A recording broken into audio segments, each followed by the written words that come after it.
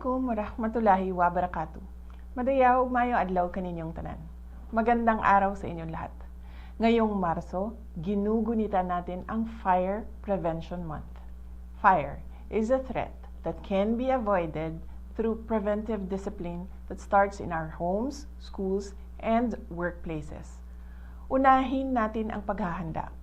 Awareness alone is not enough.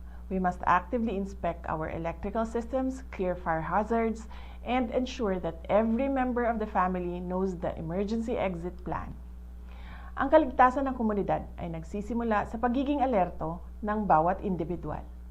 Maging kaisa tayo ng ating mga frontliners.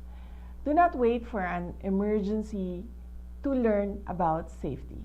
I encourage everyone to participate in local fire drills and education campaigns. Ang kaalaman, ang ating unang depensa laban sa mga sakunang kumikitil ng buhay at sumisira ng ari-arian. Pahalagahan natin ang bayanihan. I commend the private groups and volunteer fire brigades who dedicate their time to fire response and urge the public to support their initiatives.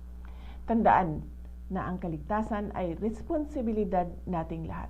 Ang pag-iingat sa sunog ay isang pang-araw-araw na commitment.